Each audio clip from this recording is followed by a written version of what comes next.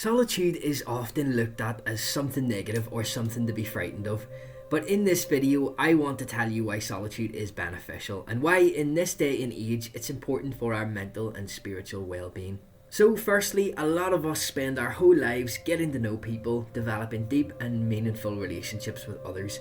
So much so that in our closest relationships we know the other person like the back of our hand. We know their likes, dislikes, values, principles. We know what buttons they have and how to push them. We even get to the point where we can develop a pretty good understanding of their current thoughts and feelings. This is incredible, to be able to establish such a meaningful connection with another. But how many of us can say that we have the same relationship with ourselves?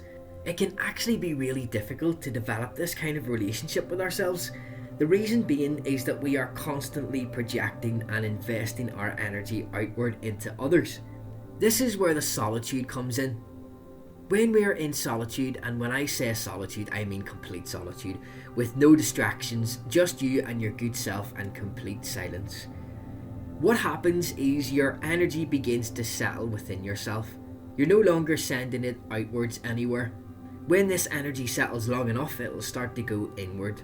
And this will put you in a great place for introspection and developing self-awareness, allowing you to develop a greater understanding of yourself. Without any outside influences or interruptions, you'll really begin to understand who you truly are, your honest likes and dislikes, your values, your principles, your goals and your dreams.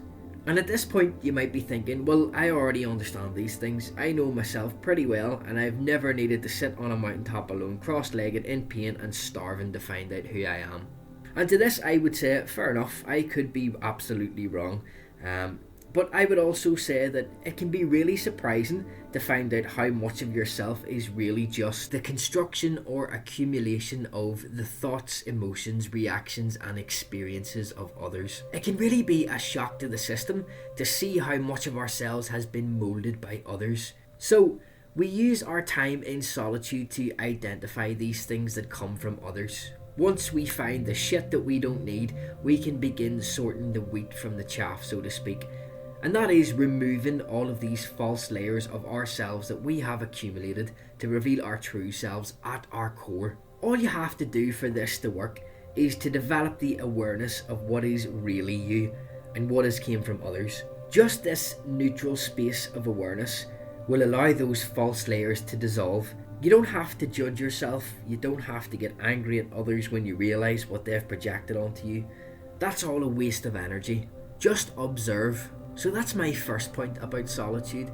It allows us to remove all of those false ideas of who we thought we were to develop a relationship with the person we were truly meant to be. In today's world, we find that there is a constant stream of information, stimuli and distractions that we are bombarded with. All of these things are delivering impressions to our internal state, whether we realise it or not. Now, we each operate on a particular frequency or vibration. All these stimuli have vibrations of their own, and when we're consistently receiving these vibrations, they begin to interfere with and manipulate our own vibrations. And this process can happen very subtly, so if we haven't developed the necessary self-awareness, then our vibrations can be altered without us even knowing. Let's say this stimuli we were constantly receiving was an awful story on the news. Hearing this story and receiving those impressions and vibrations over and over again would eventually affect our own vibrations, altering our moods and triggering certain emotions. Now that is only if we are unaware of the programming, because we can absolutely have the power to dictate our own vibration, provided that we have developed the necessary awareness. The point I'm trying to get across is that solitude removes us from the constant exposure to stimuli and allows us to center ourselves in our own natural frequency. When you begin to spend time on your own, you begin to realize just how much the events and the experiences of the external world can manipulate our internal states. Another positive of removing yourself from the noise and the distractions of the outside world is that your focus and productivity significantly improves. Energy really is precious, and a lot of it is wasted on meaningless pleasures, events, tasks, and interactions in our external world.